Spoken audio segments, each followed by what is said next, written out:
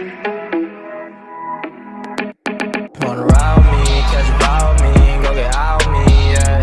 Shawty, I'm a riding G, I'm a dying piece, I'm a ride.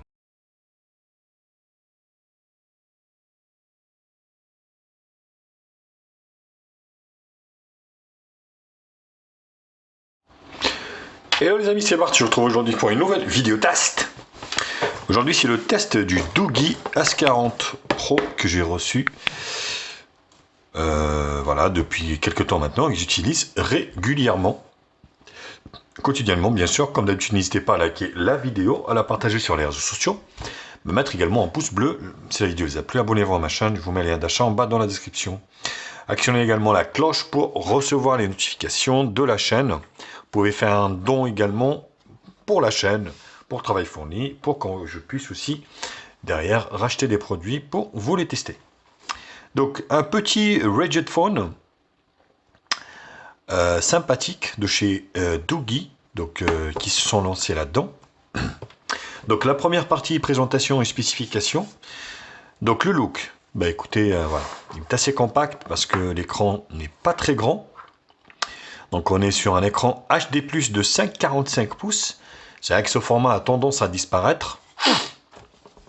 Donc sur le côté droit ici, on a donc un contour métallique vissé ici, avec le bouton allumage et bouton plus moins ici. Donc vous voyez, avec cranté ici. Sur la partie haute ici, donc le jack 3.5 a été sauvegardé avec le capuchon. Attention, il est très profond, assez profond, donc il faudra prendre un jack qui est assez profond. Donc le rack pour la carte SIM ici, donc il prend 2 nano SIM et une micro SD, 2 nano ou une nano, une micro, pas les deux. Le bouton ici, il est personnalisable. En bas, donc micro USB. Eh oui, on est encore sur de la micro USB malheureusement pour ce modèle. Et du coup, voilà, donc il fait sur l'arrière ici, on a donc une caméra chez Sony, donc de 13 millions de pixels, et une caméra portrait de 2 millions de pixels en dessous. Double flash LED, l'éclair d'empreinte digitale, micro d'ambiance, grille haut-parleur ici, IP68, le logo ici IP68. Et la caméra de devant ici qui est donnée pour du 5 millions de pixels. Le lecteur d'empreinte digitale. Ah, non.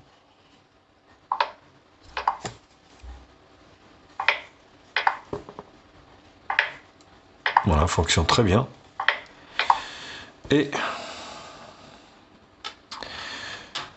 le Face ID, je ne l'ai pas fait, hein, il me semble. Ouais, donc, on va le faire ensemble tout à l'heure. Au niveau du hardware, donc au niveau des dimensions, 158/20 au niveau de la longueur. Hop, comme ça. Sur, donc 79/40 au niveau de la largeur, sur 14 mm. Ouais, oui, c'est assez épais, forcément, au niveau de l'épaisseur. Donc un écran de 5,45 pouces HD+, avec des bandes en haut et en bas. Voilà. Une batterie de 4650 mAh. Il fait 208 grammes. Ah oui, plutôt épais. Donc l'écran est donné pour du Corning Gorilla Glass, mais je ne sais pas la classe que c'est.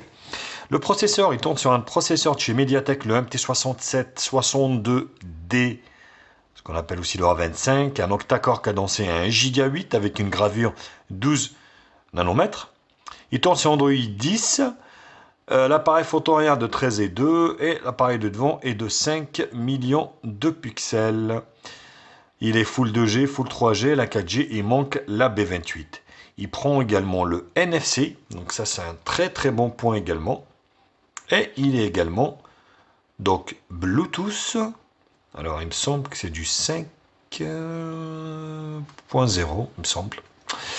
Voilà, donc c'est tout good. Au niveau donc de la ROM,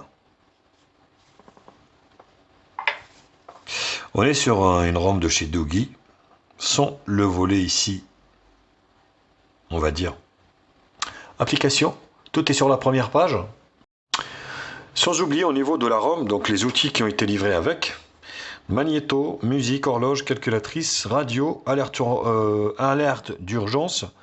Vous avez ici également un mode jeu. Voilà, donc ça récapitule un petit peu, on va dire, les jeux que vous avez. Une boîte à outils, donc ça c'est, voilà. Donc vous avez la boussole. Ça c'est un petit peu, on va dire, ce qui caractérise, on va dire, les rigid phones, sonomètres. Ah, ah, vous voyez, donc pour les décibels, pic suspendu.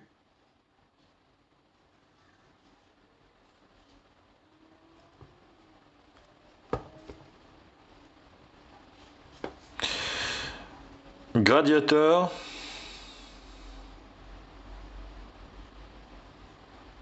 Voilà. Hauteur mesure. Donc ça c'est des gadgets pour moi honnêtement. La loupe, soi-disant pour zoomer. Ça c'est comme un zoom d'appareil photo. Rapporteur. Voilà. Vous avez également un rapporteur. Qu'est-ce que j'ai d'autre? Le fil à plomb. Voilà. Bon, c'est pas très fiable tout ça, hein. Je préfère être honnête avec vous. Moi, c'est plutôt pour moi des gadgets, tout ça. C'est pas... voilà, ça remplacera pas votre laser ou votre fil à plomb. Flash. Avertissement. Écran. Voilà, c'est des petits gadgets qui caractérisent ce téléphone. Mais bon, voilà, il ne faut pas y compter comme étant un outil de travail. C'est vraiment le rigid phone, c'est voilà, c'est incassable, c'est pour les chantiers et c'est tout. Donc ici, on peut voir les raccourcis surlookés, donc avec la 4G, vous voyez, qui tourne à fond, donc rien, pas de problème à ce niveau-là. Rotation automatique, vous voyez, une petite surcouche. Underwater, prendre la photo ici, vous voyez, sous l'eau. Donc vous avez une option comme ça, NFC, capture.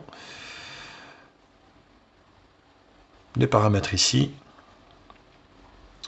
Réseau, donc appareil connecté, vous avez le NFC. Vous avez des navigations également par geste, batterie, affichage, thème foncé, son.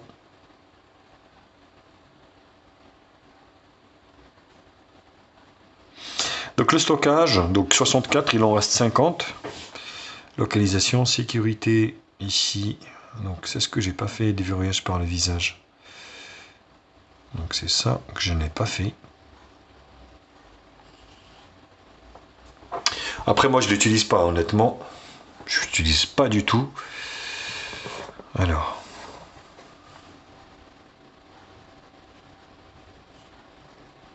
C'est un peu chiant. Donc le Face ID est très difficile à configurer, autant vous dire il ne fonctionne pas. Donc moi j'ai pas envie de passer 20 heures à le configurer. Donc je me tourne dans tous les sens et ça ne fonctionne pas. Donc pour moi il n'est pas fiable, il n'est pas utilisable. Donc vous avez le lecteur d'empreintes digitales et c'est déjà pas trop mal. Accessibilité, donc sauvetage d'urgence, SOS. Voilà, pourquoi pas. Paramètres de geste. Ici, capture 3 doigts. Oui. Donc, mouvement gestuel. Voilà. Donc, pour lancer, agitant, hop, et la radio, pourquoi pas. Smart Motion. Déverrouiller de l'action. Interrupteur, passer le téléphone en mode main libre, en mode... mettez l'appareil en silence en tournant. Voilà, des petites fonctions. Pourquoi pas. Donc j'ai pas parlé de ce bouton. Voilà. Donc le bouton personnalisable ici. Et là, sélectionnez l'action. Par exemple, vous voulez ouvrir la calculatrice. Longue presse, par exemple. Vous pouvez lancer l'appareil photo.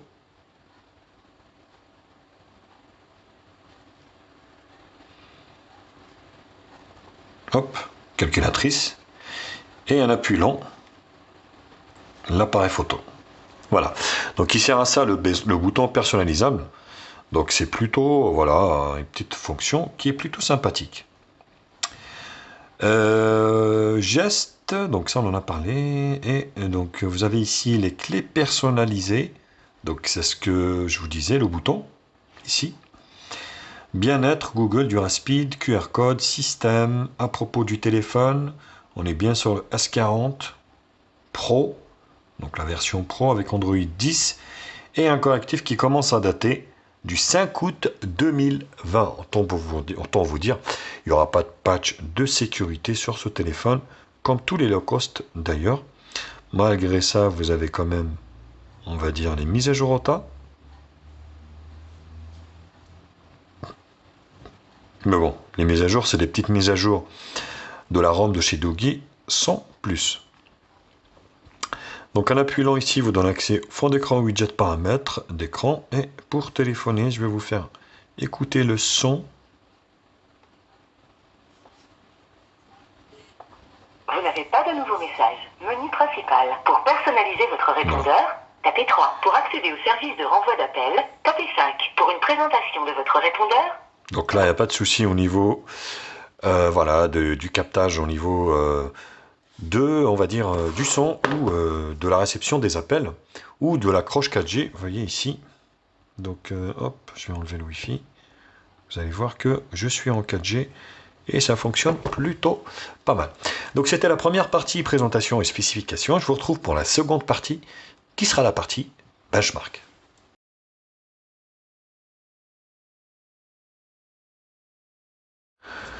Forcément, donc on est sur un low cost, donc c'est l'un des premiers prix des Rigid Phone. Je rappelle, hein, donc il est à peu près à 129 ou 140 euros, 139, voire un petit peu moins, 120 euros. Donc plutôt pas mal. Donc faut pas rêver, vous allez avoir voilà, des résultats aussi qui vont avec le prix. Un entrée de gamme à 86 752 en tout. Donc le 1000 touches, je vais vous le faire de suite, c'est 3. Voilà. 3 touches.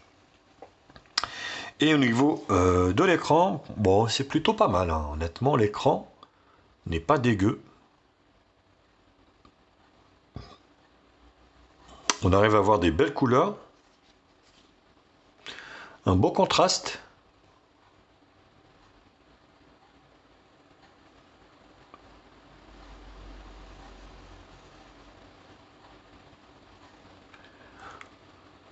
C'est bizarre, je vois l'icône de chargement à travers l'écran. C'est assez chelou comme truc qui ressort des fois. Donc je sais pas si le téléphone est hanté, mais des fois en fait, voilà, vous voyez, ça dépend de ce que... Regardez-moi ça. Alors quand vous l'avez en face, on voit pas grand chose, mais quand c'est des couleurs foncées, on le voit pas non plus. Mais voilà, bon, c'est encore un truc chelou. Au niveau donc de Antutu, donc le S40 Pro, Android 10 64 bits, la résolution de l'écran, donc le octa-core, cadence 1 gigabit.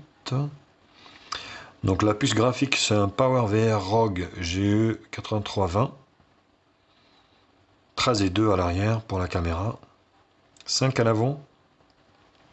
La batterie 4650, elle vous fera la journée, hein, pas plus, un petit peu plus, enfin un petit peu plus d'une journée, mais il faut pas rêver, donc ça fera pas non plus long feu. Le Wi-Fi, le NFC, oui. Donc au niveau des capteurs, vous avez le capteur de lumière, champ magnétique, vous avez également l'orientation, proximité, compteur de pas et détecteur de pas.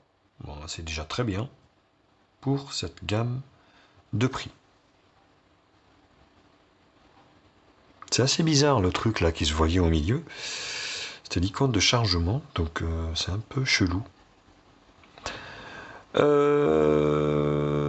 CPU Z qui est là. Donc le Cortex, voilà, le CPU.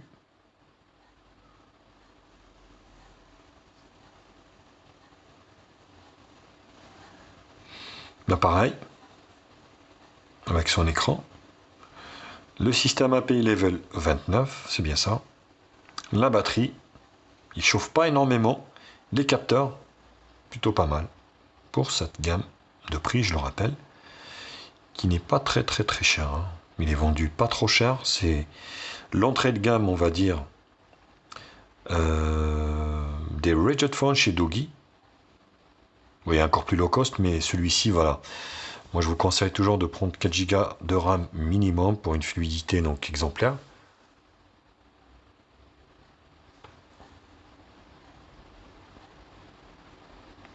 Les couleurs sont pas mal.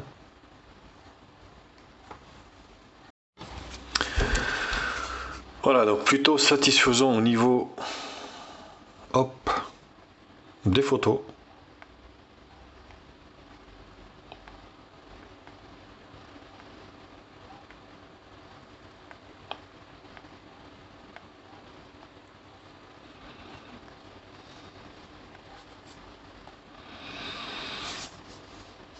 Voilà, donc le reste, on va se faire des screenshots ici. Donc le multitouche c'est 5, hein. Tout à l'heure j'en ai eu 3, mais en fait j'ai réussi à obtenir 5. Score en toutou, 3D Mark ça ne fonctionne pas, PC Mark non plus. Voilà, donc il n'y a rien qui a fonctionné sur ce téléphone. À part en toutou et le multitouche. Autrement, il faudra se contenter de ça. Donc c'était la deuxième partie benchmark. Je vous retrouve pour la troisième partie, qui sera la partie multimédia.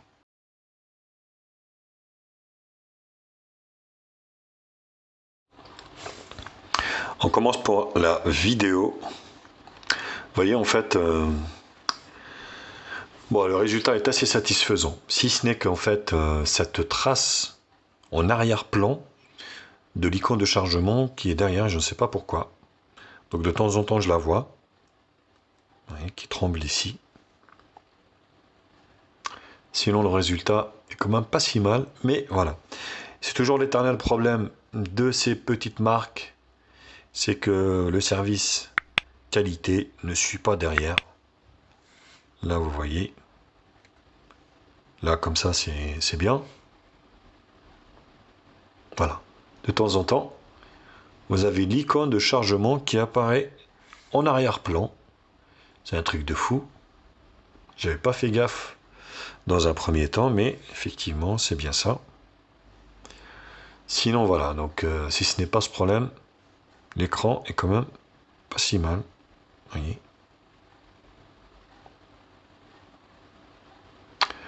C'est plutôt intéressant.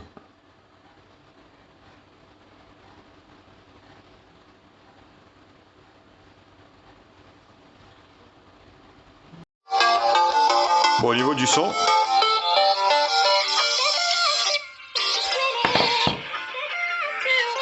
voilà, quand on le pose comme ça, c'est étouffé.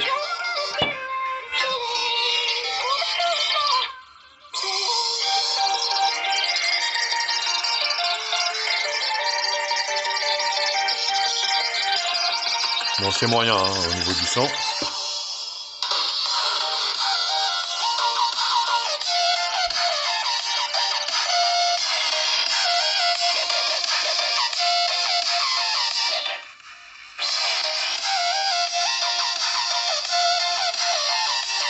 Voilà, c'est moyen. Après, ça passe hein, au niveau du prix. Franchement, c'est pas trop mal.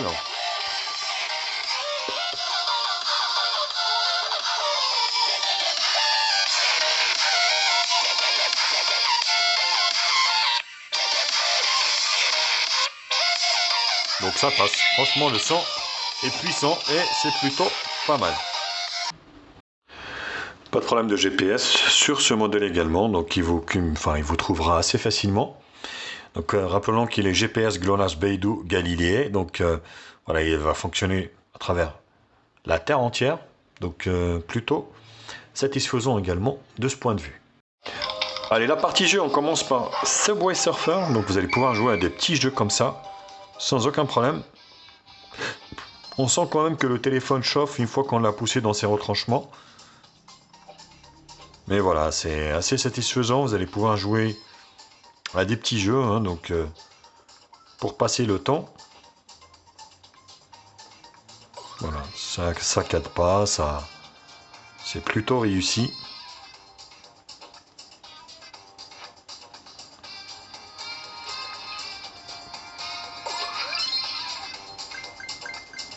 Après, forcément, faut pas s'attendre à Fortnite ou des choses du genre, ou à PUBG, des trucs comme ça en résolution maximale, ça ne fonctionnera pas. Mais ce Subway Surfer, plutôt réussi. Allez, on attaque avec Temple Run 2. Vous allez voir que ça fonctionne plutôt bien. Donc ce type, voilà, vous allez pouvoir jouer quand même à des petits jeux de ce type. Vous voyez, ce petit octacore fonctionne très très bien. Rappelons-le que Mediatek est devenu quand même le premier fabricant et vendeur de processeurs au monde. Ils sont passés devant Qualcomm, c'est un truc de fou.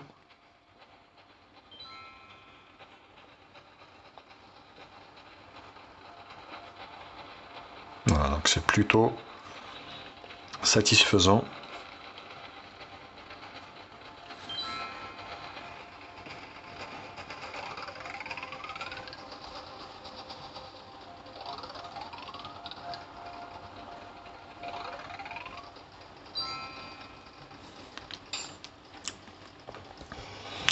Très satisfaisant même, donc pas de souci au niveau de Temple Run. Je vous dis, hein, vous allez pouvoir jouer à tous les jeux, quasiment, hein, Asphalt et tout ça, pas de problème. Ça fonctionnera plutôt pas mal. On termine la partie jeu par Shadow Fighter 3.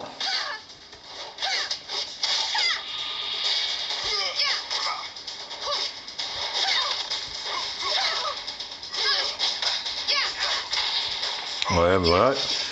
Donc plutôt... Oula.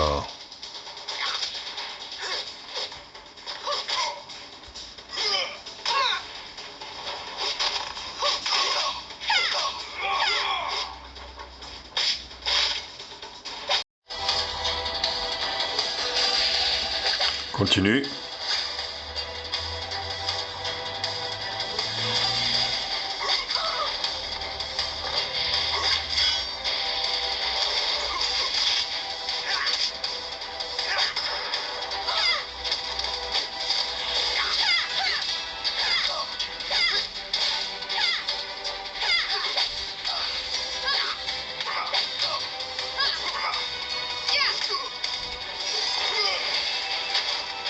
Très franchement, voilà, ça fonctionne plutôt bien. Déchiré le mec. Plutôt concluant pour Shadow Fighter 3. L'appareil photo. Écoutez, l'appareil photo, mais c'est moyen. Donc on peut prendre de la vidéo avec.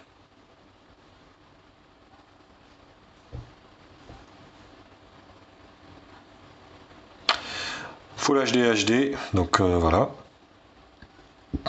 Les photos ici.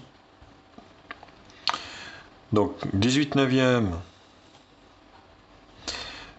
8. Donc 4 tiers 8. 18 neuvième 5 ou 4 tiers 13. Donc j'ai mis 8 en 18 neuvième, ce qui est plutôt pas mal. Donc noir et blanc. Au niveau des options vidéo, photo, beauté, bokeh, pro et nuit. Voilà. Donc on est sur un appareil photo de chez Sony. Donc c'est pas un truc voilà, officime, mais ça fait le taf.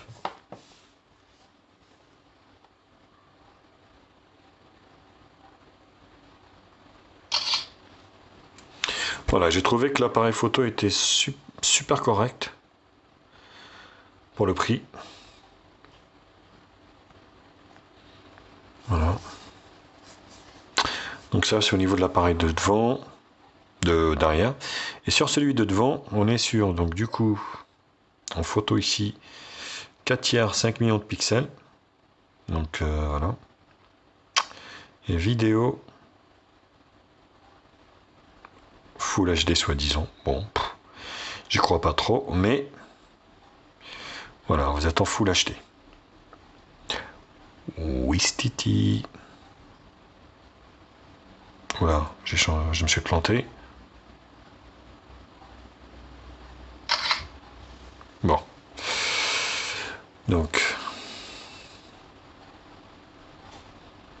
Non, c'est moyen, hein, au niveau de celui de devant, forcément. Mais voilà, ça fait le taf quand même pour le prix. Bon, pour juger vous-même, bien sûr, de la qualité de l'appareil photo, je vous en ai fait plein à l'extérieur. Donc, je vous laisse regarder ça, puis je vous retrouve, moi, pour la dernière partie, qui sera la partie conclusion.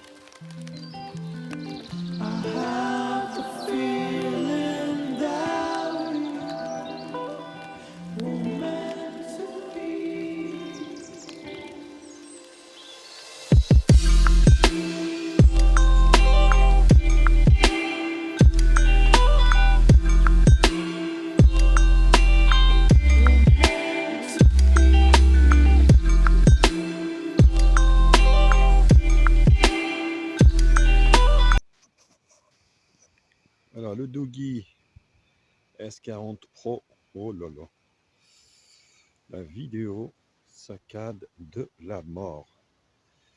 Petit étang ici, ça saccade énormément.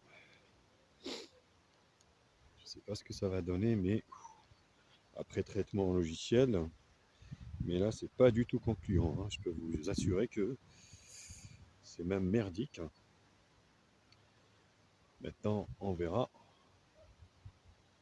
ça a l'air d'être moyen, on verra ce que ça va donner après traitement. Mais gestion des couleurs, oh là là, comment ça saccade de la mort. Donc un petit rigid phone entrée de gamme, pas trop cher pour les gens, voilà, qui travaillent sur les chantiers ou des randonneurs, qui ça peut servir ce type de smartphone. Petit autofocus, ça marche. Pour un 5 millions de pixels, soi-disant, il filme en Full HD. Pareil que l'avant, que l'arrière. Ça saccade de la mort. Ça a l'air d'être sombre en plus, en contre-jour. Forcément, comme ça, c'est mieux. Et là, oui, ça m'a l'air un peu sombre quand on est en contre-jour. Donc voilà, la caméra selfie, on va dire, ça ira comme ça mieux, je pense. Non, pareil, que ce soit comme ça en fait. Vous voyez, caille. Aujourd'hui, ça caille. Non, c'est pas. En gestion voilà, de la luminosité et des couleurs, c'est pas terrible. Après, voilà, on est sur un low cost, un premier prix de chez Doogee. pas trop demandé, on va dire.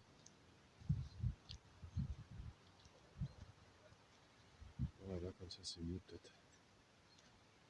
Parce qu'en contre-jour, c'était une catastrophe. Là, ça saccade, hein, donc de la mort. Je ne sais pas ce que ça va donner sur l'écran, mais on verra tout à l'heure. Allez, bisous. Tchuss.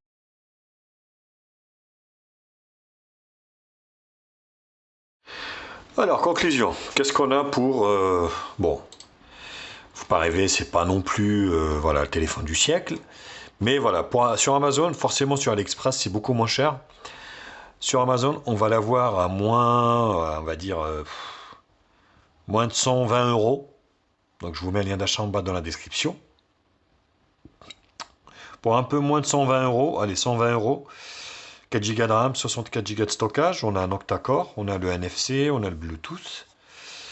Lecteur d'empreinte digitale, plutôt bien, le haut-parleur bien. L'appareil photo arrière, ça fait le taf pour les chantiers. Pareil de devant, bon limite. La batterie 4650 la journée. Il a le Bluetooth 5.0. Qu'est-ce qu'on peut lui reprocher? Ben, ce téléphone, ben, franchement, à moins le truc de l'écran, un bug qu'il y a eu en fait, quand j'ai chargé l'écran, on voyait en arrière-plan en fait le petit logo de chargement, que je vois d'ailleurs ici, ça dépend, toujours, vous voyez, au fond d'écran là. Donc ça c'est la qualité, voilà, malheureusement, de service qualité Doogee qui n'est pas fiable à 100%. Je pense que c'est que ce modèle, malheureusement. Donc c'est un téléphone que je peux que vous me conseiller pour le prix. Parce que voilà, donc franchement, pour moins de 120 euros, on a quelque chose qui tient la route. Tient la route, bien compact, pas trop lourd. Donc la puissance, on a ce qu'il faut pour le taf qu'il faut. Donc c'est plutôt intéressant. Voilà. Mais écoutez, donc c'était mes conclusions. Bien sûr, n'hésitez pas à liker la vidéo, à la partager sur les réseaux sociaux, me mettre également un pouce bleu si la vidéo vous a plu. Abonnez-vous à ma chaîne, je vous mets le lien d'achat en bas dans la description. Actionnez également la cloche pour recevoir les notifications de la chaîne. Vous pouvez également faire un don à la chaîne si vous voulez. Donc pour aider la chaîne à avoir de plus en plus de produits. Voilà les béloutes. Ben écoutez, je vous embrasse et je vous dis à très vite. Tchuss les béloutes.